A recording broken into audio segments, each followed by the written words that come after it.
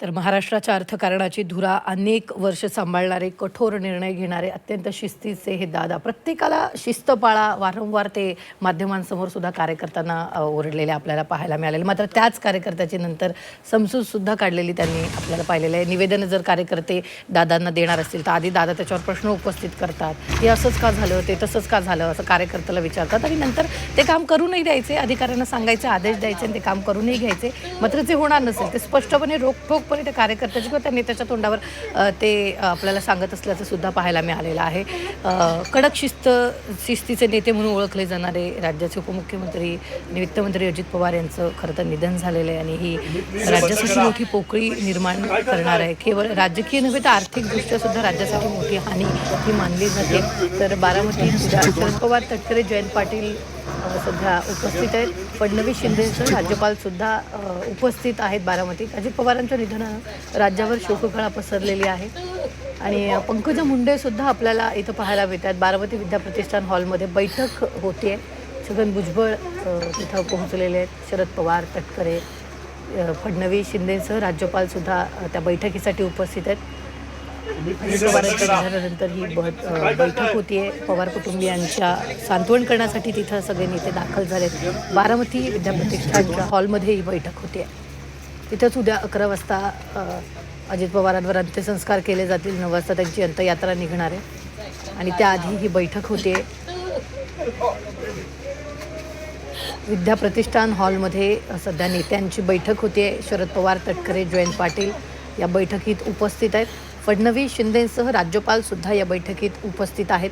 अजित पवारांच्या निधनानं राज्यावर शोककळा पसरली आणि त्यानंतर नेते मंडळी बारामतीत दाखल झालेली आहे आणि बैठक सध्या महत्त्वाची पार पडते.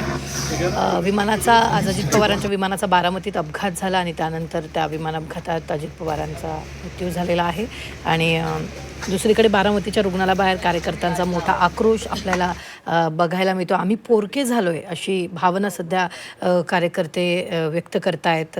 कार्यकर्ते मोठ्या संख्येनं तिथे जमा झालेत. दादा परत या अशी घोषणा कार्यकर्ते देत आहेत. आमचा जबाबदार माणूस गेला, आमच्या कुटुंबातला आमचा दादा गेला अशी भावना कार्यकर्ते इथं व्यक्त करतायत. सध्या रुग्णालय परिसरात शांतता आहे. मात्र फक्त कार्यकर्त्यांची घोषणाबाजी ऐकायला येते. दुसरीकडे शरद पवार, तटकरे, जयंत पाटील एका बैठकीसाठी उपस्थित आहे. फडणवीस, शिंदेसह राज्यपालसुद्धा या बैठकीत उपस्थित आहे. अजित पवारांच्या निधनानंतर पवार कुटुंबियांची सांत्वनपर भेट घेण्यासाठी तिथं नेते दाखल झालेले आहेत. बारामतीच्या विद्याप्रतिष्ठान हॉलमध्ये बैठक सुरू आहे. छगन भुजबळ, पंकजा मुंडेसुद्धा बारामतीत दाखल झालेले आहेत. राष्ट्रवादीचे नेते आणि अजित पवारांचे सध्याचे एक खंदे समर्थक असलेले छगन भुजबळ सध्या बारामतीमध्ये पोहोचल्याची दृश्य आपल्याला पाहायला मिळतात. भाजपच्या नेत्या पंकजा मुंडे आणि त्याचबरोबर काही वेळापूर्वी चंद्रशेखर बावनकुळे यांची सुद्धा आपल्याला दृश्य पाहायला मिळतात.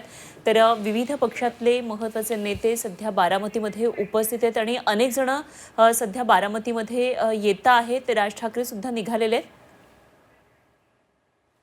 अतिशय दुःखद घटना घडलेली आहे. अतिशय अनाकलनीय अशा परिस्थितीमध्ये विमान अपघातामध्ये राज्याचे उपमुख्यमंत्री अजितदादा पवार यांचं दुःखद निधन झाल्याची वार्ता सर्वांना मिळाली आणि संपूर्ण महाराष्ट्रामध्ये शोककळा पसरली.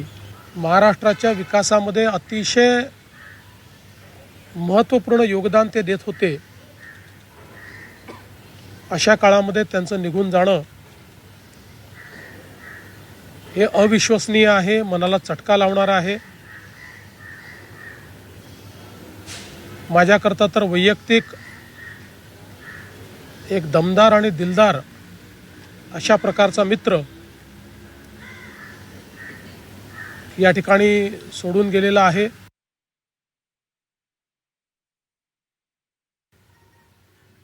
महाराष्ट्रामध्ये आज शासकीय सुट्टी आम्ही घोषित केलेली आहे आणि त्यासोबत 3 दिवसाचा दुखवटा देखील जाहीर करण्यात आलेला आहे. पुढच्या सगळ्या बाबींची कल्पना ही आपल्याला लवकरच देण्यात येईल. पण मला असं वाटतं की कधीही भरून न निघणारं अशा प्रकारचे नुकसान आहे. महाराष्ट्रातनं असे लोकनेते गेल्यानंतर जी पोकळी तयार होते ते भरून काढणं हे अतिशय कठीण आहे.